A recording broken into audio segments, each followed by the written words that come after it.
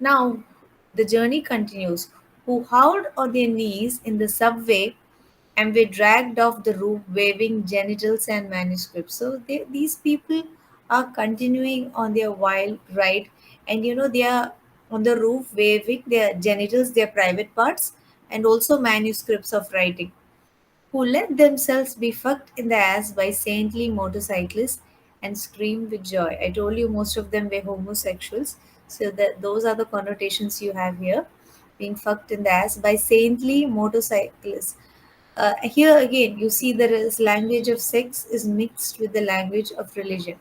So when Howl was at the center of controversy and was at the center of a controversial trial, this phrase also was pointed out the people who had filed a suit against this poem. Saintly motorcyclist fucked in the ass and screamed with joy, who blew and were blown by those human seraphim. So again, there is a reference to oral sex here. Human seraphim. Seraphim are Christian angelic beings. So there again, you find the language of religion being mixed with the language of sex. The sailors, caresses of Atlantic and Caribbean love.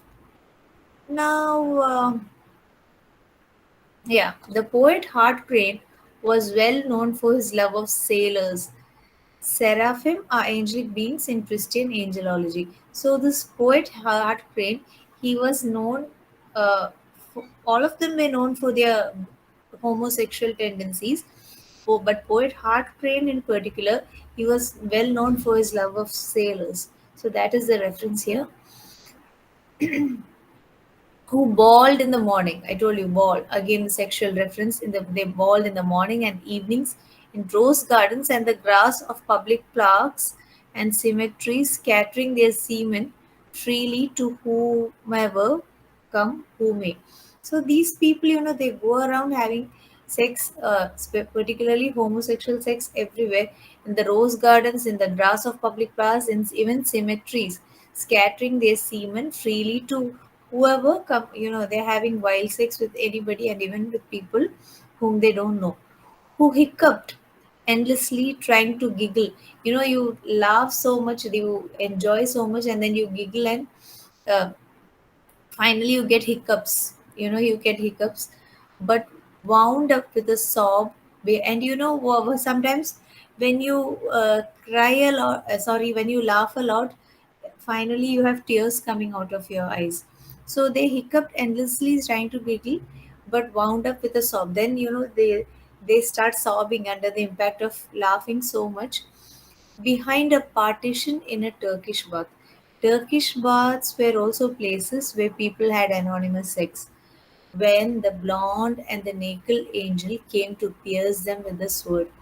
So I told you uh, that Allen Ginsberg was his love was Neil Cassady, the man. But this man was bisexual.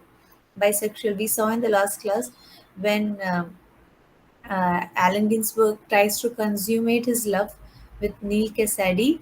This man gets stuck with a girl in a hotel, and he Allen Ginsberg becomes very depressed, and he takes a ticket to Africa.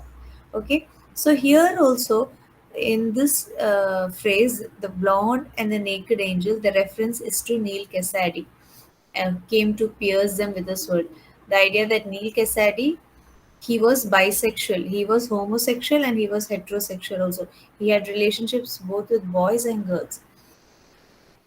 And these best minds of their generation, I told most of them were gay. They lost their love boys, not love girls, but love boys. To whom did they lose their love boys?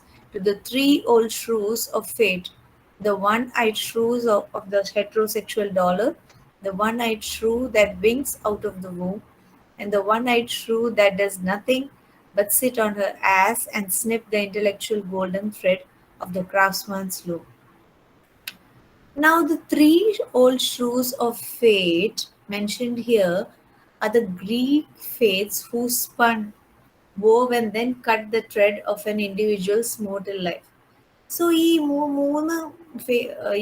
three shrews of fate are these. old ladies, they are spinning each person's life, and they're finally, when they cut the thread, and an individual's destiny or his life comes to an end on earth. So those are the green fates. And in this case, what is Allen Ginsberg referring to? He's referring to that these people, they enjoyed a rather homosexual life.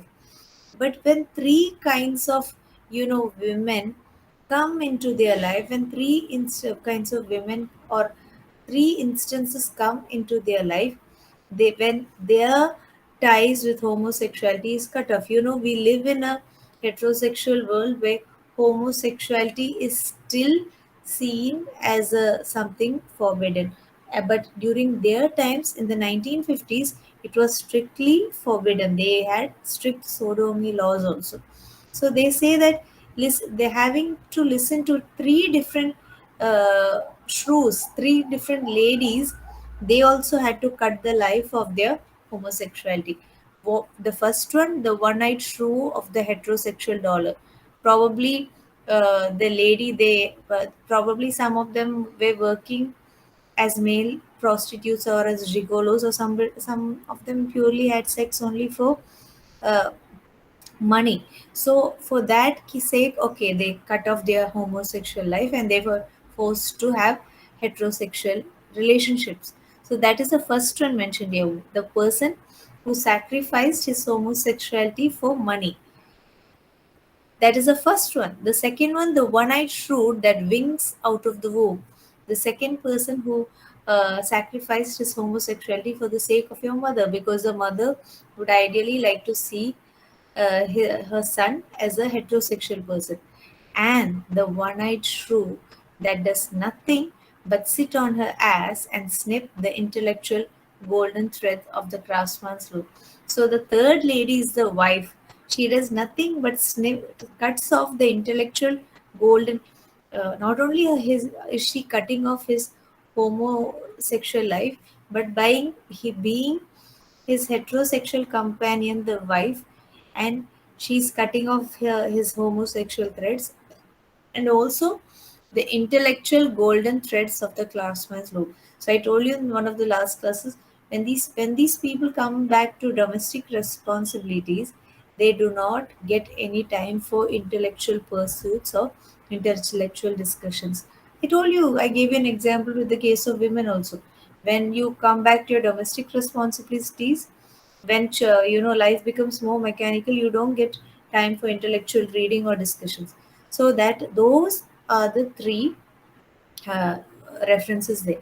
I repeat once again, just like the three shrews from Greek mythology, they cut off the thread of life of a human being.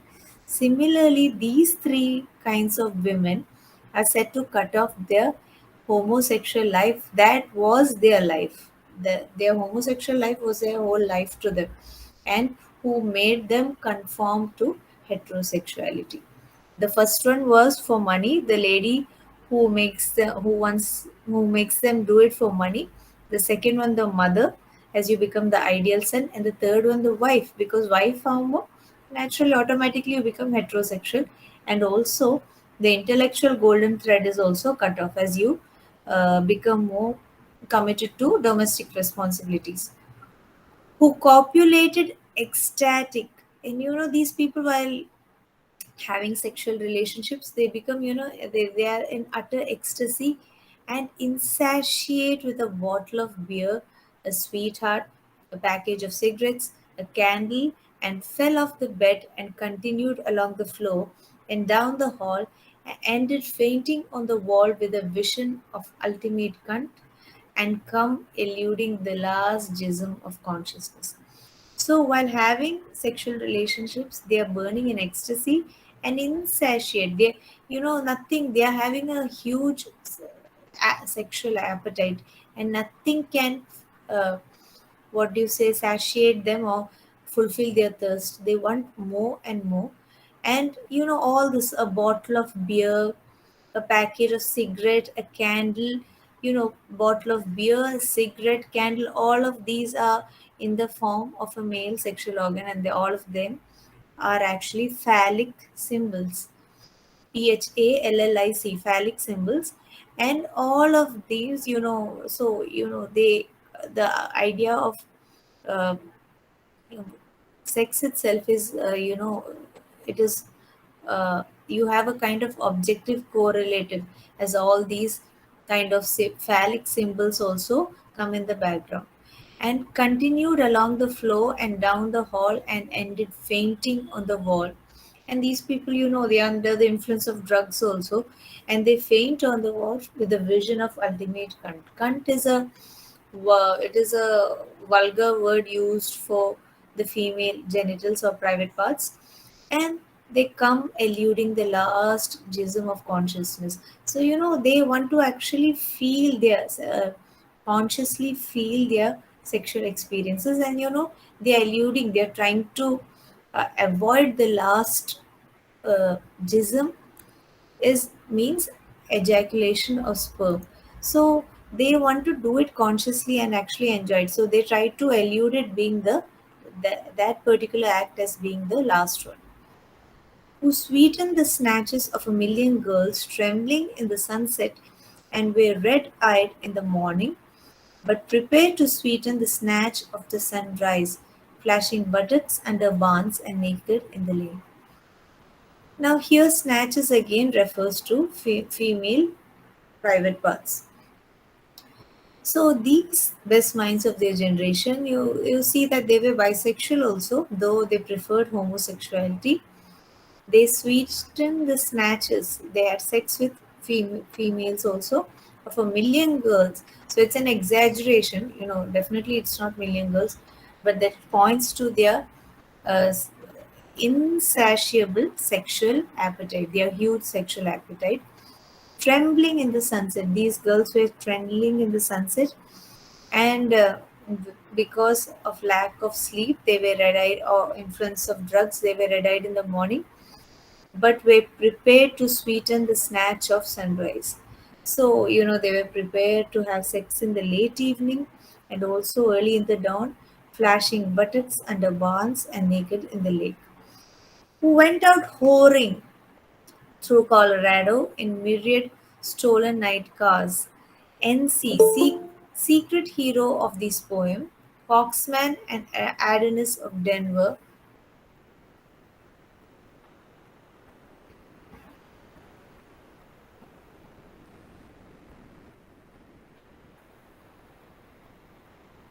who went out whoring through Colorado in myriad stolen night cars. NC, secret hero of this poem, Foxman and the Adonis of Denver, joy to the memory of his innumerable lays of girls in empty lots and diner backyards, movie houses, rickety rows on mountain tops in caves, or with gaunt waitresses in familiar roadside lonely petticoat upliftings. So who is NC again? Who was the love of Allen Ginsberg? I already told you it was Neil Cassady.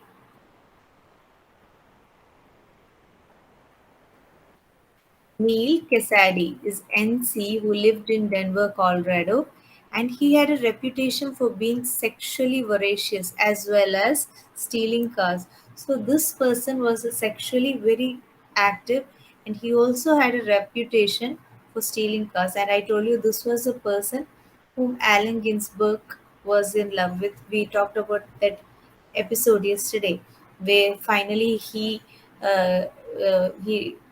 agrees to be with Ginsburg, but then he gets stuck up with a girl in a hotel. So he calls him Adonis. Adonis means it is a, you call Adonis anybody who is extremely handsome, who's very handsome. You call them Adonis or a Greek god. So for him, for Allen Ginsberg, he was the Adonis of Denver, the secret hero of these poems. So he is actually Allen Ginsberg's hero, Coxman and Adonis of Denver. Joy to the memory of innumerable lays of girls. I told you he had a voracious sexual appetite in empty lots and diner backyards. All these were places where he had sexual relationships with these girls. Movie houses, rickety rows, or mountain tops in caves or with gaunt, very thin waitresses in familiar roadside, lonely petticoat upliftings. And especially secret gas station solipsism of Johns and hometown alleys too. So they even had sexual sex at gas stations and hometown alleys.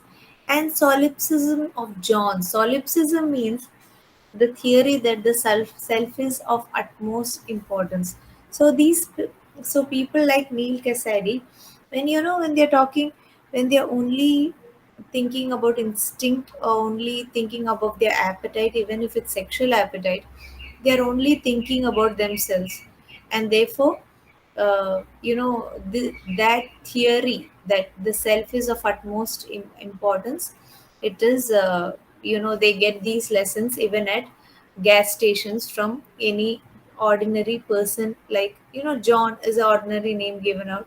So they get these lessons from gas stations, and that is why they feel that the self is of utmost importance, and they continue on this journey. Who faded out in vast, sordid movies, were shifted in dreams, woke on a sudden Manhattan, and picked themselves up out of basements, hungover with heartless Tokay and horrors of Third Avenue iron dreams, and stumbled to unemployment offices. Now, Ginsberg, he was unemployed for a time, and how did he pass his time? He found solace or comfort watching films and drinking Tokay. It is a Hungarian sweet wine, white wine, and that is what is mentioned here. He when Allen Ginsberg had become unemployed, when he was unemployed, he spent his times in these movies, dreams in Manhattan, and picked, and he engaged himself uh, in basements, some hungover, have being so much drunk with this wine called Tokay, and also the horrors of Third Avenue iron dreams and stumble to unemployment offices.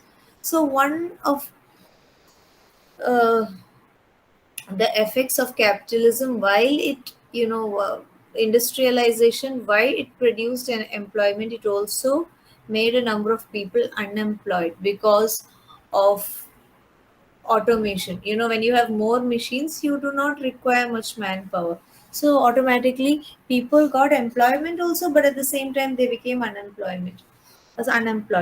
So he and also capitalism was one of the horrors for the beat poets. So that is what is mentioned by horrors of Third Avenue iron dreams.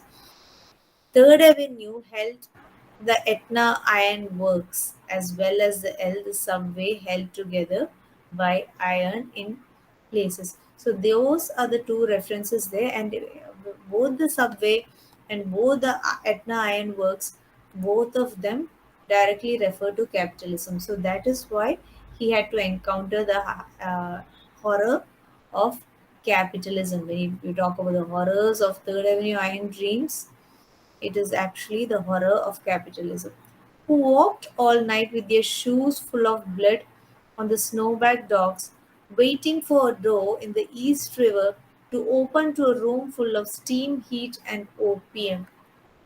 The reference here, who walked all night with their shoes full of blood, is a specific reference to Herbert Hunk's condition after being released from Rikers Island. Herbert Hunk was a petty thief, and he was one of the people of the beat gang. And one day after he was released, he arrived at Ginsberg door one snowy morning. He had been on the street for 10 days and was in a terrible state with bloody feet. So this particular person, he was on the street for many days and his feet was full of blood. So that is the instance that he was also one of the person of the beat gang, the gang of beats. So that is the rebel. What was the name of the person? It was Herbert Hunk. So this is the reference in this line. So if you get all of these for annotation, you have plenty to write. and he opened to a room full of steam, heat, and opium. So you know that the other beats whose home he is going to, they are also consume. Uh, they also consume drugs. So they, when he goes to the houses of these people, he opens to a room full of steam, heat, and opium, who created great suicidal dramas on the apartment cliff banks of the Hudson under the wartime blue floodlight of the moon, and their heads shall be crowned with laurel in oblivion. I already told you these people sometimes they consumed so much of drugs, and sometimes they went on these wild, what do you call them, joy rides, that they sometimes created a lot of scene, they created a lot of suicidal dramas. We spoke about jumping off, cliffs or windowsills of the, even they exaggerated to the Empire State Building. So uh, they created suicidal dramas on apartment cliff banks of the over the Hudson under the wartime blue floodlight of the moon. During the wartime, you had the floodlight, you had the blue floodlight, and again there's a reference to the light of the moon also. And when they do all this kind of drama, when they jump off cliffs, claiming to suicide, they think they themselves have become heroes, and that is why their heads shall be crowned with laurel in oblivion. Like you, you're crowned with the laurels. Uh, you call that you are there are two references. You're crowned with laurel in oblivion, that you shall become a hero in other people's story, as well as the crowning with the floral, uh, floral thing, who ate the lamb stew of the imagination or digested the crab at the muddy bottom of the rivers of Bowery. And these people, I told you, they're already unemployed, and therefore they have nothing. They are hungry most of the time. So lamb. So can they afford to eat lamb stew? But no, they ate lamb stew of the imagination or digested crab at the muddy bottom of rivers of Bowery. So they are dreaming of lamb stews of the imagination, or they're dreaming of eating crabs that are actually at the muddy bottom of the rivers of Bowery, and they weep at the romance of the streets, their pushcars full of onions and bad music. Because they are unemployed, they do not have food, so they have to make do with cheap food, and bad music. And also there's the idea that they artificially, they cry, their romance is art the their weeping at the romance is artificially induced through the use of onions, who sat in boxes breathing in the darkness under the bridge, and rose up to build harpsichords in their lofts. Wait.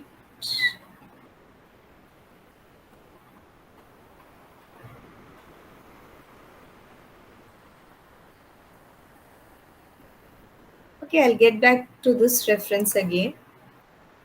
Who sat in boxes breathing in darkness under the, yes, because these people were utterly poor, then they started living under the bridge. If you go to, uh,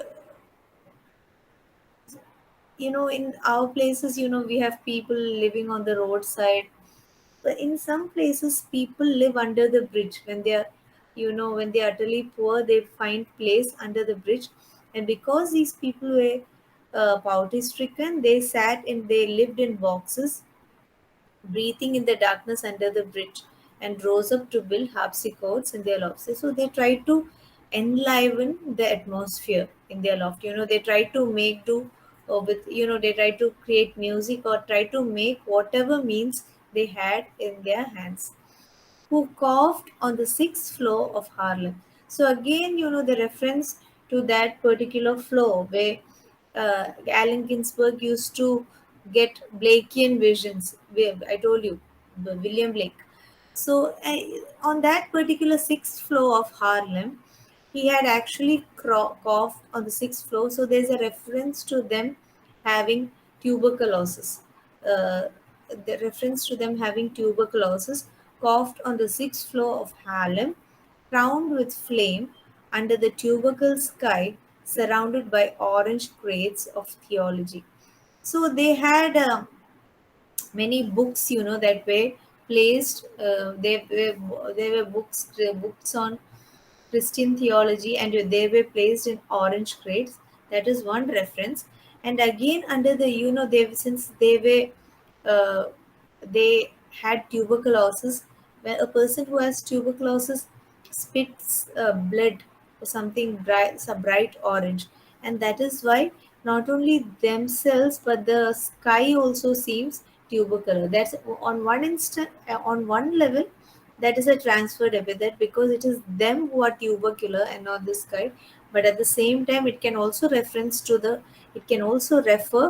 to the color of the sky at late evening as it is orangish red. So that is a reference to tubercle sky surrounded by orange crates of theology. So while I repeat once again, while sitting on the sixth floor of Harlem, where Allen Ginsberg had his Blakeian visions, they coughed up uh, they coughed on the sixth floor of Harlem, crowned with flame. Under, they are crowned with flame. One thing, they are probably referring to the halo once again. A person, if the angels are crowned with a halo, they are referring to that, or they are referring to their kind of heavenly existence with drugs. Under the tubercle sky, surrounded by orange crates of theology, who scribbled all night, rocking and rolling over lofty incantations, which in the yellow morning were stanzas of gibberish. So they scribbled all night. They thought they were writing great literature. They write all night, rocking and rolling. They wrote rock and roll music, over lofty incantations. They thought they were creating saints. Great kind of music. But in the yellow morning, in the bright morning, they found that all they wrote were purely rubbish or gibberish. Who cooked rotten animals, slung heart, feet, tail, washed, and tortillas, dreaming of the pure vegetable kingdom. So these people, the best minds of his generation, idealistically, they were vegetarians. They idealized vegetarianism. That's why they were dreaming of the pure vegetable kingdom. But because they were extremely hungry and because of their poverty, they cooked rotten animals, lung, heat, feet, tail, wash, and tortillas. Where already വഴിയില്ലാതെ they took these animals and they cooked them, even though they idealized vegetarianism, who plunged themselves under meat trucks looking for an egg. Just imagine how hungry they are. They are so hungry that they plunge themselves under the truck looking for an egg. Under meat trucks looking for an egg. Just like you look under a chicken for an egg, they are so desperate, they are looking under meat trucks for an egg, who threw their watches off the roof to cast their ballot for eternity outside of time, and alarm clocks fell on their heads every day for the next decade. One reference is they tried, I told you, they're in the beginning itself, they're trying to make time stand still. So they are fighting against time, they are trying to make time stand still, and they are fighting against time. That is what seems why symbolically they are throwing their watches off. They don't want to get enough of this kind of life. They don't want to get old, and they throw their watches off, and they're casting, while they're throwing their watch, they're casting their vote for eternity, so that they will live like this forever and ever. But they cast their ballot for eternity outside of time. And what happens when they try to fight time? Alarm clocks themselves fell on their heads every day for the next decade. So the next decade, so time is actually reminding them that they are running out of time, that they are actually becoming old. So that is the reference. When they're trying to fight time, alarm clocks are actually falling on their head. That is one reference. The second reference is to Simpson, one of Allen Ginsberg's Columbia University friends and a poet and editor. He did actually throw a watch belonging to someone else out of a window, a crazy thing to do. And Simpson thought that time was no longer needed because everyone was living in eternity. And who cut their wrist 3 times successively, unsuccessfully, gave up. They each time they try to cut their wrist, why do they cut their wrist? Because they want to grow old. I mean, they don't want to grow old. Because they don't want to grow old, they cut their wrist. But each time, they were forced to open antique stores, for their in order to live, in order to subsist, they are forced to open antique stores. And they themselves become one of the they find that they themselves are becoming one of the antiques. In other words, they themselves, they were growing old and they cried. So they understand that they cannot eventually fight time. They cannot fight time. Who were burnt alive in their innocent flannel suits on Madison Avenue amid blasts of leaden verse and tanked up clatter of the iron regiments of fashion and the nitroglycerin shrieks of the fairies of advertising and the mustard gas of sinister intelligent editors, or were run down by the drunken taxicabs of absolute reality. These best minds of their generation, no, they're out looking for jobs. And earlier I had told you that war, yeah, there was a comparison with the universities and with those who were producing weapons of mass destruction. Here, if you notice, there is a language of war mixed up with the language of advertisements. Now, some of them were working in advertising agencies in their innocent flannel suits on Madison Avenue. They were working in advertising agencies. And what is advertising a symbol of? Advertising is something done to sell products produced by companies. So advertising also becomes a symbol of capitalism. And on the other hand, he's using the language of war simultaneously. Look here, the language of war, the tanked up clatter of the iron regiments of fashion, nitroglycerin, again a weapon used in war, mustard gas used in war. He's mixing the language of advertising and capitalism. Uh, of advertising and war, and advertising is a symbol of capitalism. And just like capitalism is selling us things that are eventually detrimental to our well-being, war is also selling the idea that is eventually detrimental to our own well-being. So both of these prove try to show that they are protecting us or are good for us, but both are ultimately injurious to health. So that is why he is mixing the language of capitalism and or advertising and war here, because both are ultimately injurious to health. Who were burned alive in their innocent flannel suits on Madison Avenue amid blasts of laden verse and tanked up clatter of the regiments of fashion and nitroglycerin shrieks of the fairies of advertising. See, there is a idea of advertising, the language of advertising and war mixed up. The mustard gas of sinister mustard gas and intelligent editors of advertising, all were run down by the drunken taxi cabs of absolute reality. So when they go into these advertising agencies, you find, in the beginning itself, I told you they were against capitalism. And you find everywhere, wherever they go, they are against capitalism and they are against war. So when they were at the universities, also more than intellectual people, they found teachers respecting students who contributed to the idea of producing weapons of mass destruction or producing nuclear energy. Here also, they are promoting the idea of capitalism, and that is why he simultaneously mixes the language of capitalism and the language of war.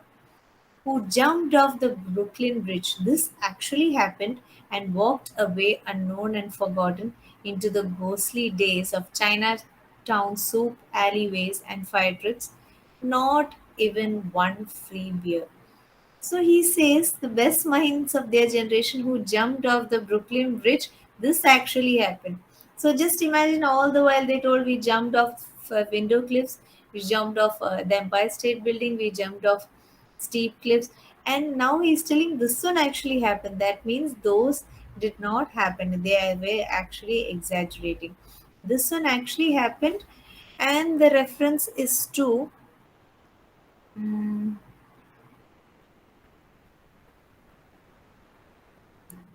Where is it? The reference is to Tully Kupferberg, poet, musician, and protester. He did jump off a bridge in 1944, the Manhattan Bridge, according to sources, and was picked up badly injured by a passing tugboat. So some of these crazy people they did do that. This one actually happened, and what happened? He jumped off into this filthy Passaic, this dirty river called Passaic, and leaped on Negroes, cried all over the street. They danced on broken wine glasses, barefoot smashed phonograph records of nostalgic Europeans, German jazz, finished the whiskey, and threw up growing into the bloody toilet, moans in the ears, and the blast of colossal steam whistles. Sorry, that is this stanza, but here it's this one is quite clear. Here also, the person who jumped off the Brooklyn Bridge and who walked unknown and he got into this China Tube's alleyway. And though this person suffered so much, they did not even offer this person even one free beer, in spite of being so troubled.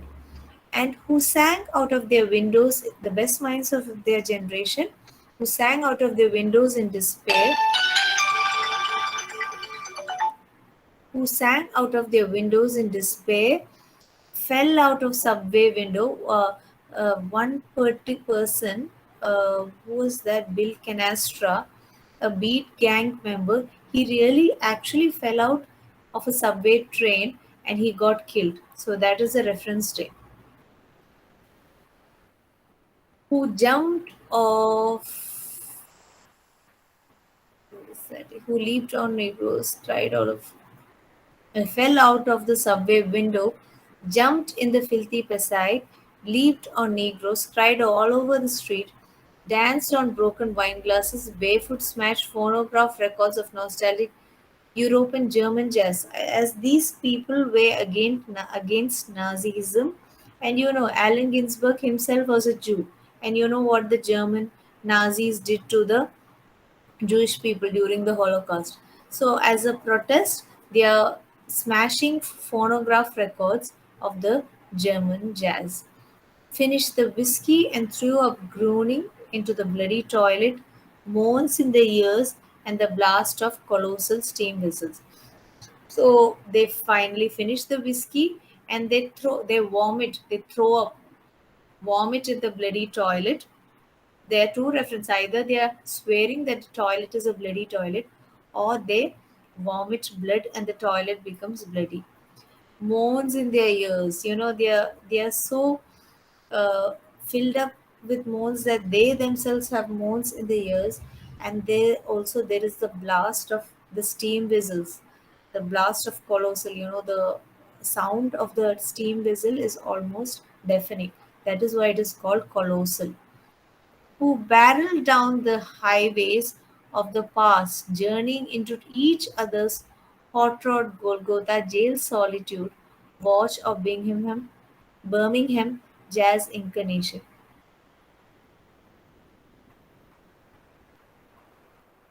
Is that they drove at breakneck speeds down old highways to reach hot rod Golgotha to meet a friend who had been released from prison or to go listen to jazz in Birmingham, Alabama. So these people, already told you they were always going on road trips on highways.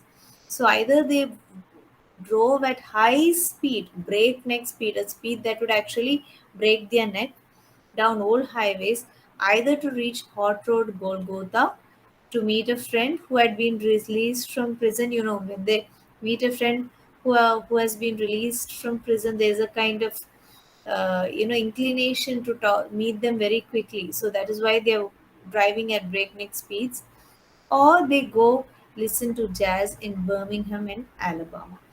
So Golgotha is also the name the way Jesus Christ was crucified. So hot growth Golgotha. Now, why is that they are traveling in race cars? How is it connected to Jesus Christ Golgotha? Because Golgotha is the place where Jesus Christ was crucified, and Jesus Christ, attained that kind of salvation for humankind. So these people, they attain their kind of salvation on these kinds of journeys. So again, you see the mixture of a bohemian lifestyle and religious language. You find religious language again coming there.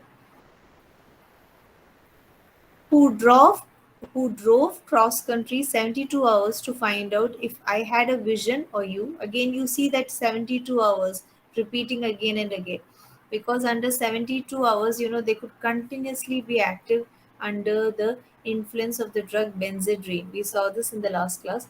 To find out if I had a vision or you had a vision under the influence of drugs, or he had a vision, to find out eternity. So they, just like a religious quest, what do we do in religion? In religion, we try to kind of absolve all our sins and try to attain eternity. That is what you call salvation. You get out of that chakra of sins. So here also, in their own way, they are trying to go towards eternity and see even whether under the influence of drugs, whether he had a vision or I had a vision or you had a vision, and ultimately we got a vision to find out eternity. Who journeyed to Denver, who died in Denver, who came back to Denver and waited in vain, who watched over Denver and brooded and loaned in Denver, and finally went away to find out the time. And now Denver is lonesome for her heroes. Here, when the reference to Denver is coming again and again, it points back to Allen Ginsberg's love, Neil Cassady. Neil Cassady is associated with the place Denver. It was a city he grew up in, studied, and worked. He lived with a drunken father, but always sought a better life. So when they say journeyed to Denver, died in Denver, came back and waited in vain, washed over Denver, then the reference is again to Allen Ginsberg's favorite, Neil Cassady. And now they finally went away to find out the time. Now they went in search of eternity, and now Denver is lonesome for her heroes. Now Denver is without her heroes, because are these heroes still in Denver? No, they have gone on a quest to find out eternity or time, who fell on their knees in hopeless cathedrals praying for each other's salvation. And sometimes you see, they have a feeling, are these people, you find that, are they far from religion? But no, they fell on their knees in hopeless cathedrals. Are these cathedrals hopeless? No, again, when these people become totally without hope, the final resort becomes religion. So even these people with a bohemian lifestyle, when they become utterly hopeless, they finally come back to religion or the church and pray for each other's salvation and light and bless their heart until the soul illuminated its hair, at least for a second. So,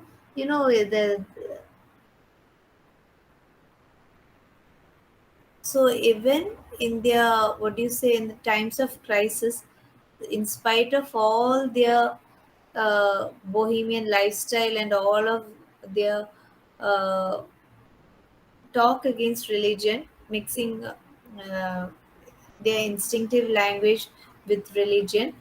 But in times of utter hopelessness, they too went back to religion or the church and started praying for each other, because they felt religion, even those people, the beat generation, felt that religion was the last resort. And they prayed until the soul illuminated its hair, at least for a second. At least for a second, the soul, they could see a silver lining on the soul. The references is also to uh, Ginsberg's liking cathedral, especially St. Patrick's Cathedral on Fifth Avenue in New York, where he is said to have prayed for Jack Kerouac one time, himself a visitor to the same cathedral on numerous occasions. So, Ginsberg, in spite of all his uh, claims, he still liked cathedrals. There was a religious side to him. He, especially St. Patrick's Cathedral on Fifth Avenue in New York, where he is said to have prayed for Jack Kerouac one time, and Jack Kerouac himself was a visitor to that same cathedral on numerous occasions. Okay, that is all for today. Tomorrow